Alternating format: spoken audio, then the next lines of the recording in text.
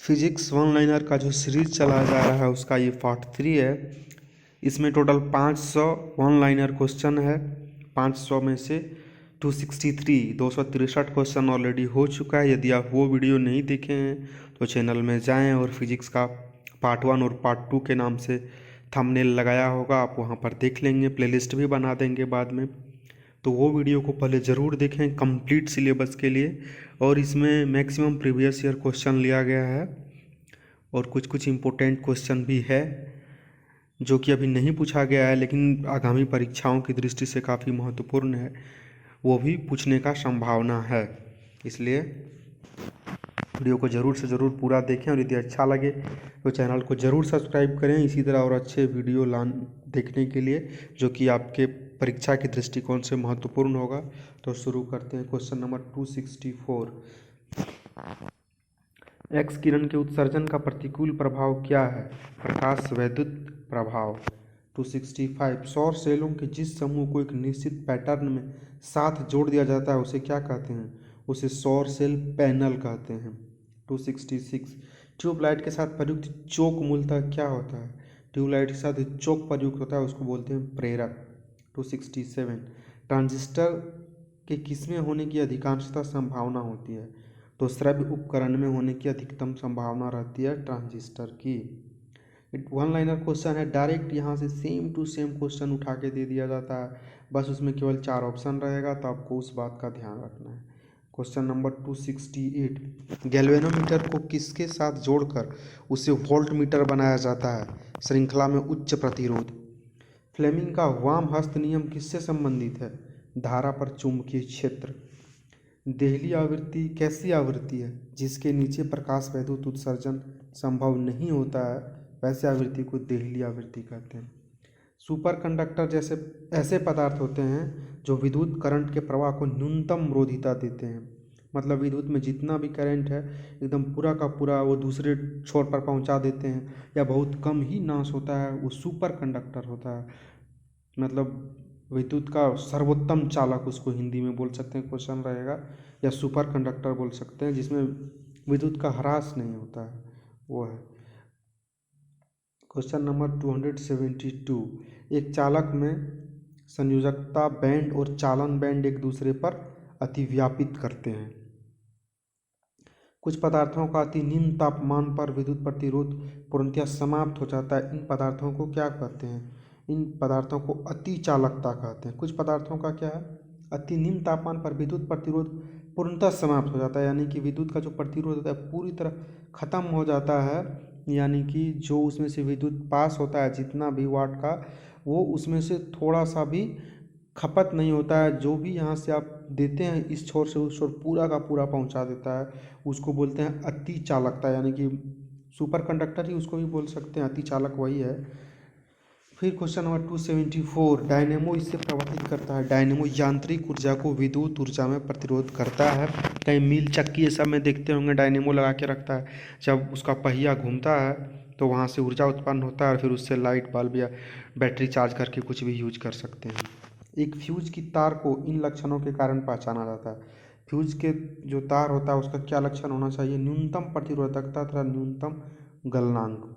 उसका गलनांक कम होना चाहिए ताकि यदि जब अधिक मात्रा में एकाएक आ जाए करंट तो वो फटाक से गले और घर का लाइन या जो भी जिससे लगा हुआ हो लाइन कट जाए, तो जो भी घर में उपकरण लगा हुआ रहता है जैसे रेफ्रिजरेटर है या फैन है, टीवी है, वो सब उसमें शॉर्ट सर्किट होने से बचे, इसलिए फ्यूज लगाया जाता है। क्वेश्चन नंबर 276, जब किसी कुंडली में कुंडलों की संख्या कुंडली की लंबाई में कोई परिवर्तन किए बिना तिगुनी कर दी जाती है तो उसका प्रेरकत्व 9 गुना हो जाएगा। क्वेश्चन नंबर 276 हो गया। यहाँ पर जाते हैं 277 से, यहाँ में मिलेगा आपको। क्वेश्चन नंबर 277, इलेक्ट्रॉनों में टंकी परिपथ टैंक सर्किट के अंतर्गत क्या आता है? प्रतिरोध, रेजिस्टेंस एवं धारिता कैपेसिटेंस।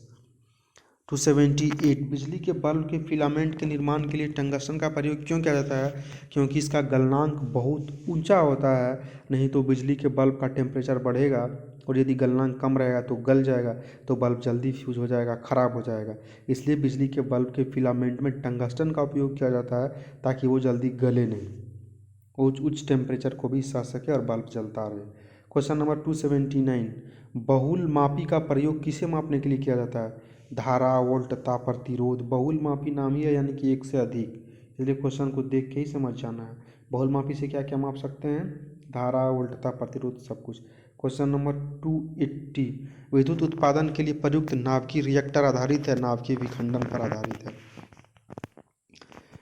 281 किलोवाट आवर एक यूनिट है, ऊर्जा का एक यूनिट है किलोवाट प्रति घंटा। 282 हमारे घरेलू विद्युत परिपथ में फ्यूज पिघल जाता है जब भारी वृद्धि होती है धारा में। जो धारा यानी कि करंट में जब अधिक करंट आता है ज़्यादा मात्रा में तो क्या होता है? फ्यूज वो पिघल जाता है, इसलिए क्योंकि उसका गलनांक कम होता है, और गलनांक कम इसलिए रहता है क्योंकि उसको पिघलना ही रहता है, तो बाकी उस परिपथ में जो भी लगा हुआ उपकरण रहता है वो खराब होने से बचे, इसलिए। क्वेश्चन नंबर 283 बिजली के पंखे की गति बदलने के लिए किसको प्रयोग करते हैं? रेगुलेटर को। ये घर में भी देखते हैं, फैन लगा रहता है एक बटन टाइप का घुमाने वाला, उससे उसका गति को नियंत्रित करते हैं, कम बेसी जिसको बोलते हैं। 284 अति चालकता हुआ चालक है जिसका प्रतिरोध शून्य होता है। अति चालकता हुआ उसी को बोलते हैं जिसमें कुछ प्रतिरोध नाम का चीज़ ही होता है, नहीं होता, यानी कोई रुकावट नहीं है। जितना भी करंट आप यहाँ से मात्रा देंगे उतना ठीक के ठीक उस छोर पहुँचा देगा, उसी को बोलते हैं प्रतिरोध जिसका शून्य हो, उसको अति चालकता बोलते हैं, मतलब ना के बराबर। 285 विद्युत परिपथ में करंट को सीमित करने के लिए किस युक्ति का प्रयोग किया जाता है? फ्यूज को।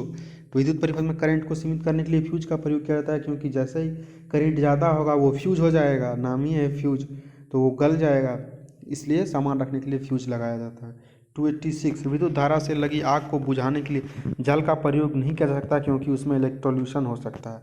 जब विद्युत से इलेक्ट्रिसिटी से आग लगे तो पानी से नहीं बुझाना चाहिए, यानी कि जल से, क्योंकि वो भी करंट का सुचालक है, उसमें भी करंट आता है, इलेक्ट्रोल्यूशन हो सकता है, इसलिए उसका प्रयोग कभी ना करें। कपड़ा से बुझाएं या उस पर रेत फेंकें, इस तरह से बुझाएं, उसको बुझाएं, लेकिन कभी पानी का प्रयोग ना करें। 287 गतिशील विद्युत आवेश पैदा करता है चुंबकीय क्षेत्र को।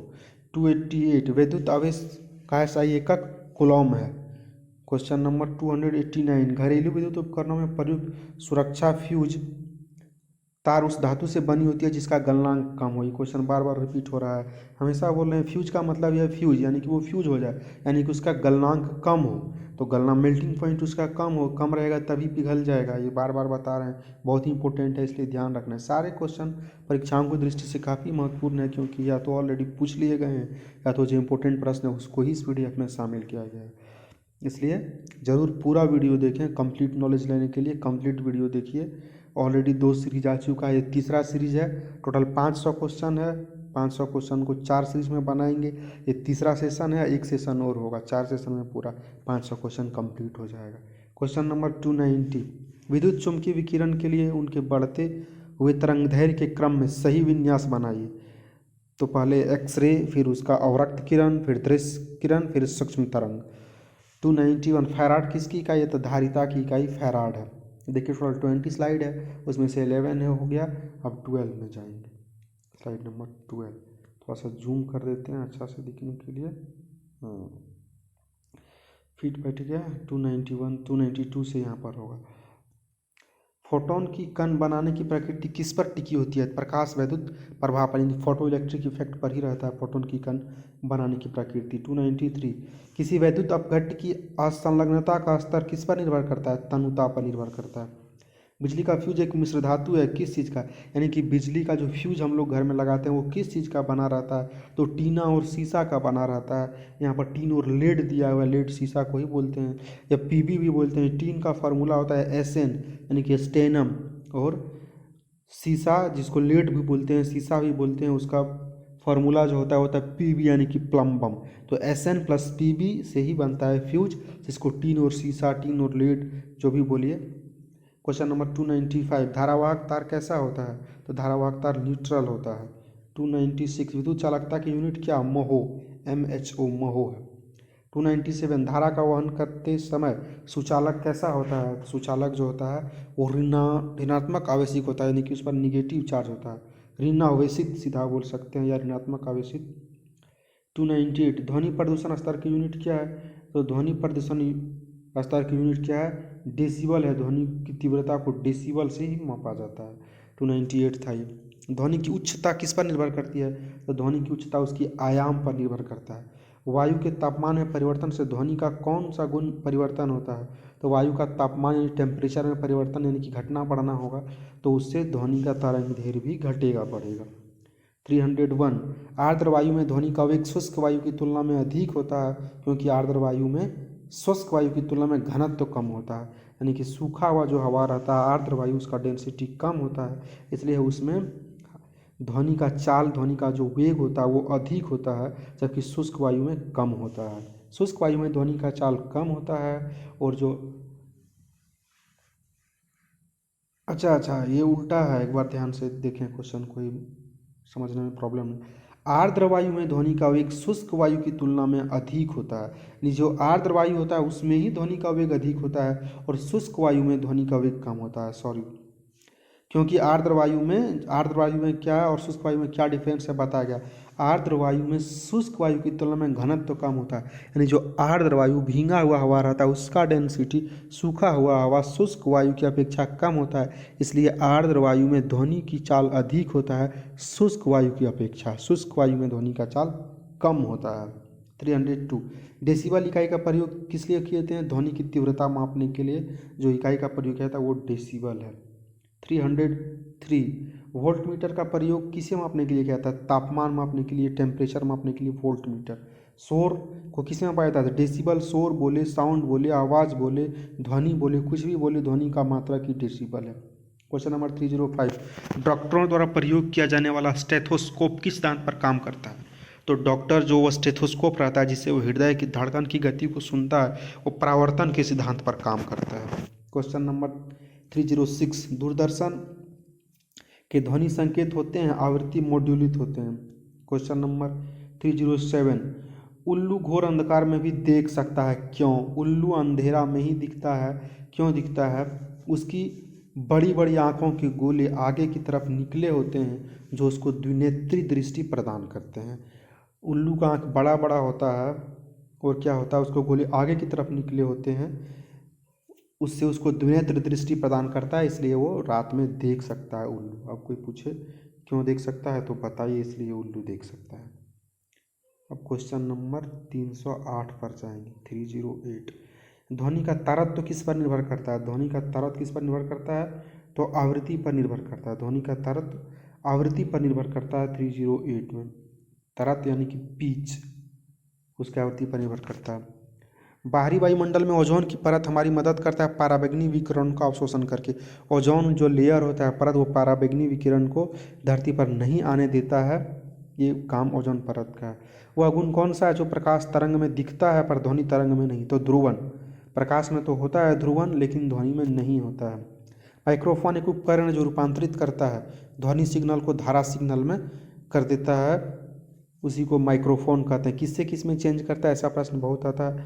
तो ध्वनि को धारा में, करंट में चेंज कर देता है, उसको माइक्रोफोन बोलते हैं। क्वेश्चन नंबर 312 किसी सिग्नल को तरंग रूप का अध्ययन किसके द्वारा किया जाता है? स्वरमापी या सोनोमीटर से प्रयोग किया जाता है।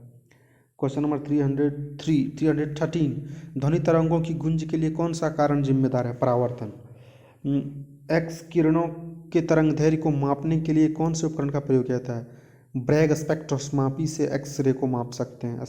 सेक्सटेंट उपकरण का प्रयोग किया कहाँ पर होता है? नौचालन में, नौसंचालन में सेक्सटेंट नाम उपकरण का प्रयोग किया जाता है। क्वेश्चन नंबर 316 एनीमोमीटर से क्या मापा जाता है? यहाँ पर दिए गए विकल्प दिया है, यानी कि ऑप्शन जो नीचे में रहेगा 4, तो एनीमोमीटर से हवा की गति मापते हैं, ये हवा किस स्पीड से चल रही है। न्यूनतम आवृत्ति दृश्य प्रकाश का कितना होता है? न्यूनतम आवृत्ति होता है। जिस परिघटना से प्रकाश के अनुप्रस्थ स्वरूप को स्थापित किया वह प्रघटन ध्रुवीकरण है। क्वेश्चन नंबर 319 न्यूक्लियर रिएक्टर में न्यूट्रॉन को किससे अवमंदित किया जाता है? तो मॉडरेटर से।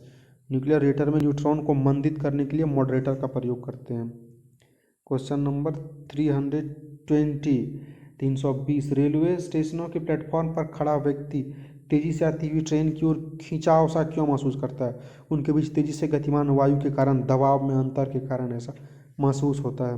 321 एक तोप फायरिंग फिर बाद पीछे क्यों हटता है? अच्छा, तोप फायरिंग के तुरंत बाद पीछे क्यों हटता है? तो ये न्यूटन्स का थर्ड लॉ होता है, न्यूटन गति का तीसरा नियम, जो वो रिएक्शन करता है, जो एक्शन होता है उसके अपोजिट सेम रिएक्शन होता है, उसके कारण आगे जाता है तो वो पीछे की ओर धक्का देता है, इसी के कारण तो फायरिंग के बाद पीछे हटता है, न्यूटन्स थर्ड लॉ के कारण। अब स्लाइड नंबर 13 में हम लोग जाते हैं। 13 थोड़ा जूम कर लेते हैं इसको। हाँ, अभी देखिए यहाँ पर हो गया। 322 पृथ्वी की सतह से फायर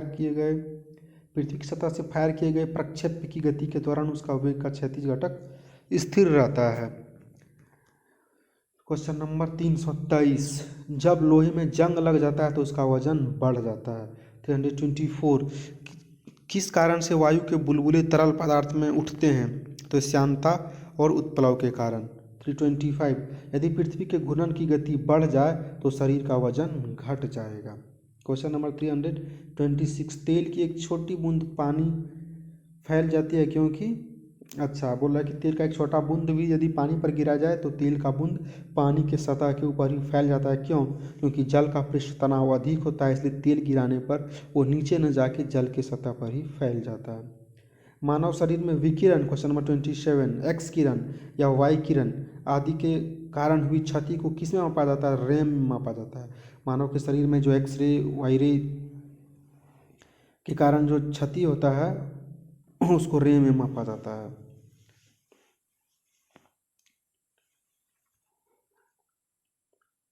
एक पहिया ठेला किसके उदाहरण है? श्रेणी 1 2 3 होता है, ये क्या लिखा? श्रेणी 2 लीवर। अच्छा, एक पहिया का जो ठेला होता है वो द्वितीय श्रेणी का उदाहरण है, द्वितीय श्रेणी के उत्तोलक का, यानी कि श्रेणी 2 के लीवर का उदाहरण एक पहिया ठेला। अपेक्षिक आर्द्रता को किस रूप में मापा जाता है? तो अपेक्षिक आर्द्रता को प्रतिशत के रूप में मापा जाता है कि कितना % आर्द्र है। क्वेश्चन नंबर 320 एक नैनोमीटर बराबर 10⁻7 सेंटीमीटर दिया है, 10⁻9 होना चाहिए नैनोमीटर। क्वेश्चन नंबर 331 में कांच की एक प्लेट पर पानी की बूंद फैलाकर एक पतली परत बन जाती है जबकि पारे की बूंद गोलाकार बनी रहती है। अच्छा, मतलब कांच की प्लेट पर आप यदि एक बूंद पानी गिराएंगे तो गोल बूंद जैसा नहीं रहेगा, वो फैल के पूरा अपना एक लेयर बना लेगा, जबकि उसी पर आप पारा का एक बूंद गिराएंगे तो वो फैल के लेयर नहीं बनाएगा जबकि गोल हो जाएगा। क्यों? क्योंकि कांच के साथ पारे की संबंधता इसकी अनुशक्ति से अधिक होती है, इसके कारण। किस स्थान पर जी का मान सर्वाधिक होता है? तो अंटार्कटिका के कैंप में, वहाँ ऑप्शन दिया रहेगा, तो अंटार्कटिका के कैंप में जी का मान सर्वाधिक होता है।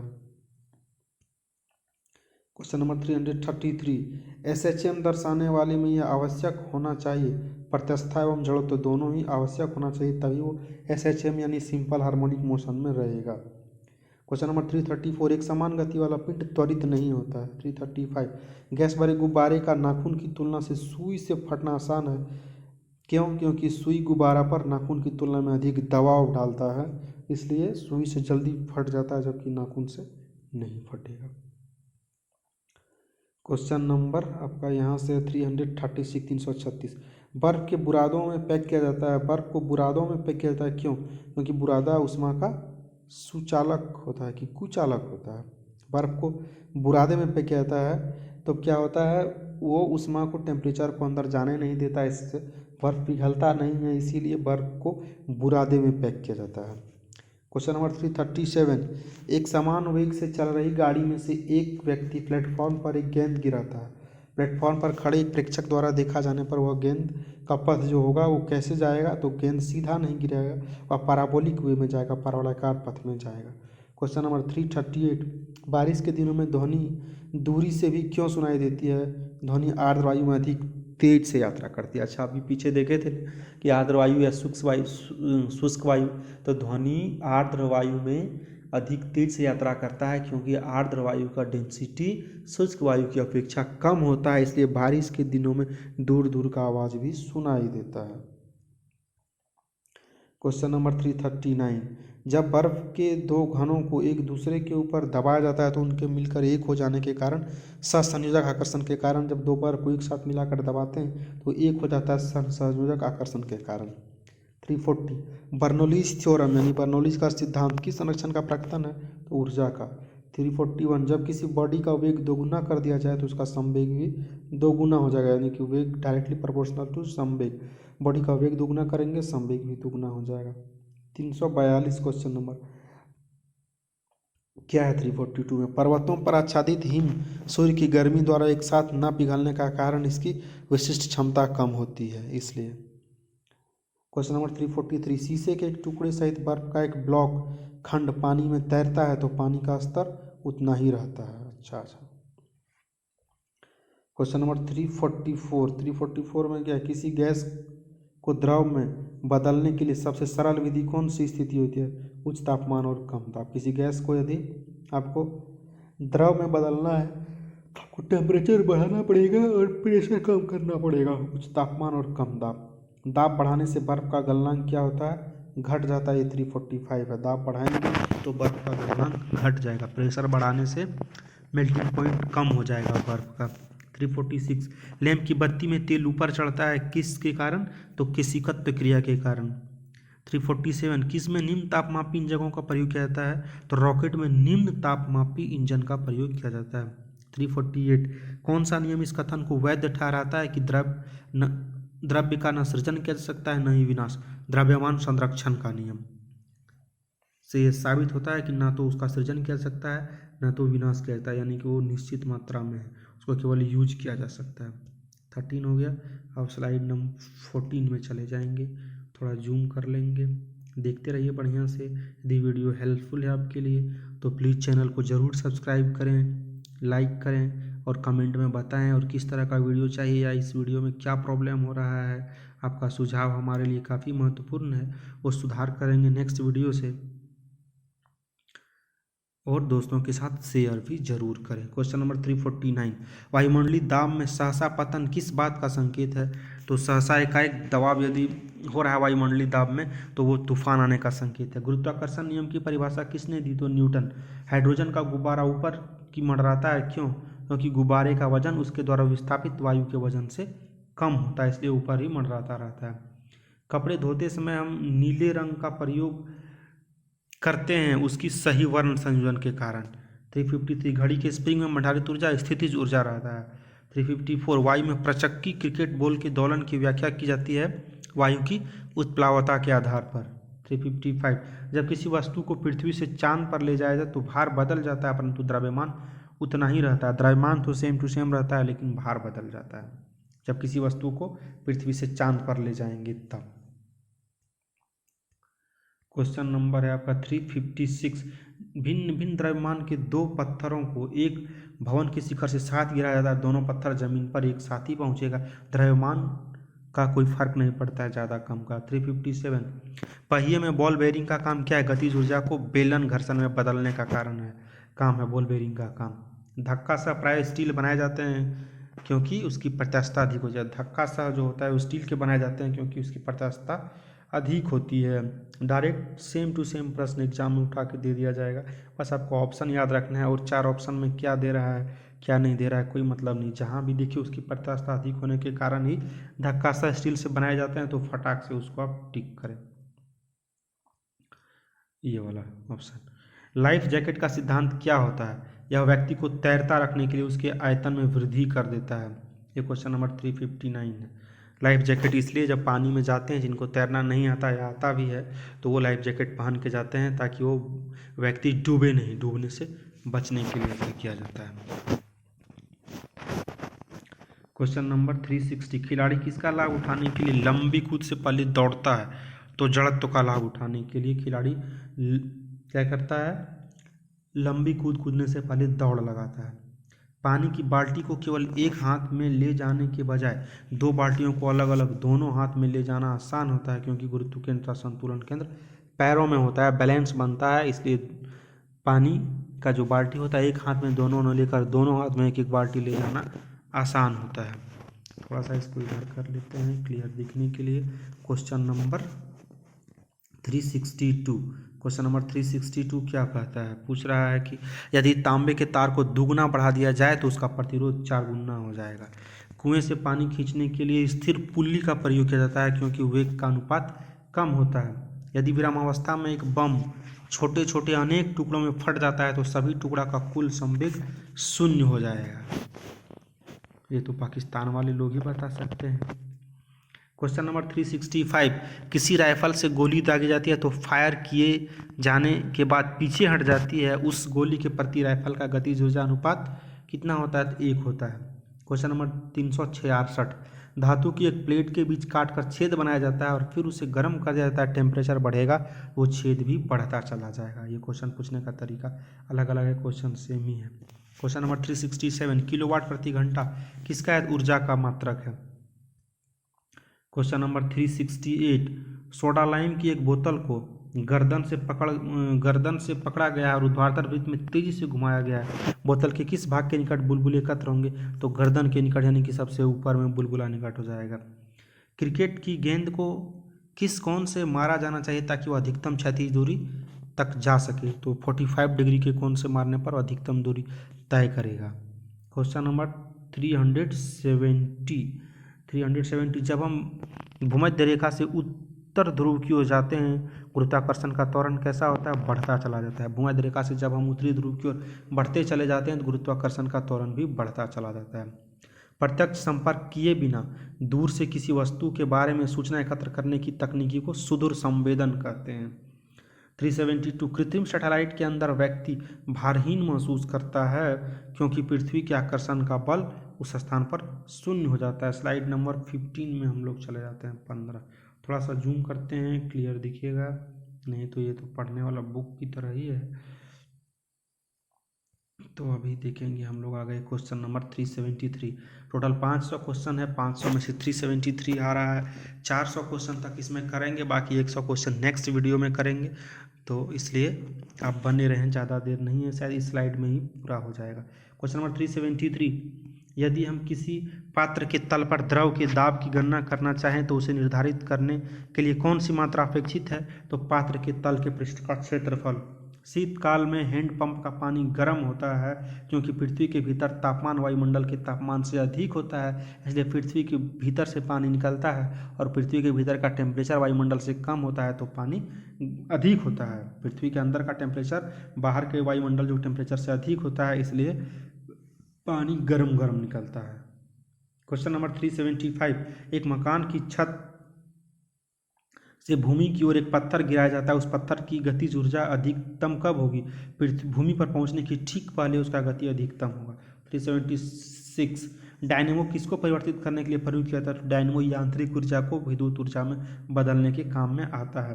किसी द्रव के बारे में उबल गया तब कहते हैं जब उसका वाष्प दाब परिवर्तित दाब के बराबर हो जाता है, तब हम बोलते हैं कि वो द्रव उबल गया है, यानी कि बॉयल हो गया है, उसका बॉइलिंग पॉइंट होता है, उस पॉइंट पर जाने पर वो उबल जाएगा। प्रेशर कुकर में चावल जल्दी पक जाता है, क्यों पक जाता है? क्योंकि उच्च दाब जल के क्वथनांक को बढ़ाता है, क्योंकि उसका अंदर का प्रेशर ज़्यादा रहता है, वाष्प निकलता नहीं है, बंद रहता है, उसके कारण क्या होता है? प्रेशर हाई हो जाता है, और प्रेशर जितना हाई होगा जल का क्वथनांक उतना जल्दी बढ़ा देगा, तो बढ़ेगा ज़्यादा तो खाना जल्दी पकेगा। 379 पहाड़ की चोटियों पर आलूओं को पकाने में अधिक समय क्यों लगता है? पहाड़ की चोटियों पर वायुमंडलीय दाब उच्च होता है, इसलिए वहाँ पर खाना बनाने में भी ज़्यादा टाइम लगेगा, कुछ भी करने में ज़्यादा टाइम लगेगा, अधिक समय लगेगा। पानी को उबलने में ही ज़्यादा समय लगता है, और पानी ही लेट से उबलेगा तो खाना में बनाने में भी लेट होगा। क्वेश्चन नंबर 380 खाना पकाने के बर्तनों में लकड़ी अथवा बैकेलाइट का हैंडल क्यों होता है? क्योंकि लकड़ी और बैकेलाइट ऊष्मा के खराब संचालक होते हैं, यानी कि लकड़ी और बैकेलाइट में ऊष्मा का संचारण नहीं हो पाता है, जिसके कारण खाना बनाने वाला बर्तन का हैंडल गर्म नहीं होता है और लोगों को पकड़ने में आसानी होती है, इसलिए खाना बनाने के बर्तन में लकड़ी के हैंडल का प्रयोग किया जाता है। क्वेश्चन नंबर 381 मेघ गर्जना सुनने पर व्यक्ति अपना मुंह खोलता है जिससे कि दोनों कानों के कर्णपटल पर वायु के दाब के बराबर करने के लिए, दोनों तरफ दाब बराबर रहे, जिसके लिए मुंह खोल देता है। 382 एक सी स्थूलता के दो पिंडों को एक ही समय पर समान गति से एक मीनार की चोटी से फेंका जाता है। एक पिंड ऊर्ध्वाधर रूप से नीचे फेंका गया, दूसरा पिंड समतल फेंका गया है, तो क्या होगा? तो दोनों यहाँ पर नेक्स्ट में दिया हुआ है, दोनों जमीन पर एक सी गतिज ऊर्जा के साथ ही पहुंचेगा, यानी दोनों जब जमीन पर गिरेगा तो दोनों का जो गतिज ऊर्जा होगा वो एक जैसा ही रहेगा। क्वेश्चन नंबर 383, क्या घटित होने पर सहज परिवर्तन होता है? तो मुक्त ऊर्जा की कमी होने पर सहज परिवर्तन होता है। 384, किसी मनुष्य के लिए पदी के जल की अपेक्षा समुद्र की पदी नहीं नदी की जल की अपेक्षा समुद्र की जल में तैरना अधिक नदी के जल की अपेक्षा समुद्र के जल में तैरना अधिक सरल होता है, क्योंकि समुद्र जल का डेंसिटी नदी के जल से अधिक होता है, और जब डेंसिटी अधिक रहेगा तो उसमें तैरना आसान होगा। क्वेश्चन नंबर 385, किसी व्यक्ति को मुक्त रूप से घूर्णन कर रहे घूर्णी मंच पर अपनी चाल कम करने के लिए क्या करना चाहिए? अपने हाथ बाहर की ओर फैला देना चाहिए। क्वेश्चन नंबर, यही स्लाइड में पूरा कंप्लीट हो जाएगा, नेक्स्ट जो क्वेश्चन बचेगा उसको नेक्स्ट सेशन में करेंगे। क्वेश्चन नंबर 386, जब बर्फ के दो घनों को आपस में दबाया जाता है वे मिलकर एक घन बनते हैं, क्या उन्हें आपस में जुड़ने में मदद करता है? वो आपस में कैसे जुड़ जाते हैं दबाने पर? तो उसको जुड़ने में मदद करता है हाइड्रोजन आबंधन के कारण ही आपस में जुड़ जाते हैं। प्रेशर कुकर जल्दी खाना पकता है क्योंकि कुकर की सामग्री सुचालक होती है। क्वेश्चन नंबर 388, सापेक्ष गुरुत्व निम्न में से किसका अनुपात है? तो पदार्थ का घनत्व और जल का घनत्व का अनुपात को ही सापेक्ष गुरुत्व कहते हैं। क्वेश्चन नंबर 389, एक पूर्ण दोलन के दौरान एक सरल लोलक के सूत्र द्वारा किया गया कार्य इसके तुल्य है, कैसे शून्य के बराबर है। क्वेश्चन नंबर 390, किसी द्रव के बारे में उबला गया तब कहते हैं जब किसी द्रव को हम कब कहेंगे कि वो उबल गया? जब वाष्प दाब परिवर्तित दाब के बराबर हो जाता है। ऐसे तो हम देख के बोल सकते हैं, लेकिन फिजिक्स की भाषा में उसको कब बोलेंगे कि वो बॉयल हो गया? जब उसका वाष्प दाब परिवर्तित दाब के बराबर हो जाएगा तो उसको फिजिक्स की भाषा में हम बोलेंगे कि उबल गया। एक दाब मापी को एक बेलजार में रखा गया है, उस बेलजार में वायु को धीरे धीरे निकालने पर क्या प्रभाव होगा? तो क्या होगा? पारे का स्तर धीरे धीरे बढ़ने लगेगा। क्वेश्चन नंबर 392, स्टील रबड़ से अधिक प्रत्यास्थ होता है क्योंकि स्टील सरलता से विरूपित हो जाता है, इसलिए स्टील का जो प्रत्यास्थता होता है रबड़ से अधिक होता है। क्वेश्चन नंबर 393, किसका ध्वनि के वेग पर कोई प्रभाव नहीं होता? आर्द्रता का ध्वनि के वेग पर कोई प्रभाव नहीं पड़ता। 394, तारे का वर्ण किसका सूचक है? तो तारे का वर्ण उसका टेम्परेचर का सूचक यानी उसका तापमान का सूचक है। यदि वीडियो अच्छा लगे तो प्लीज़ ज़रूर चैनल को सब्सक्राइब करें, वीडियो को लाइक करें और दोस्तों में भी शेयर करें, और कमेंट करके आप हमें ज़रूर सही सुझाव दें क्या करना चाहिए और किस तरह का वीडियो आपको चाहिए, या इस वीडियो में क्या दिक्कत हो रहा है, कोई गलत है, यदि कोई क्वेश्चन भी गलत बोल दिए हो उसके बारे में भी बताएं। और ऐसे ही वीडियो देखते रहें, सपोर्ट करते रहें। Thank you so much.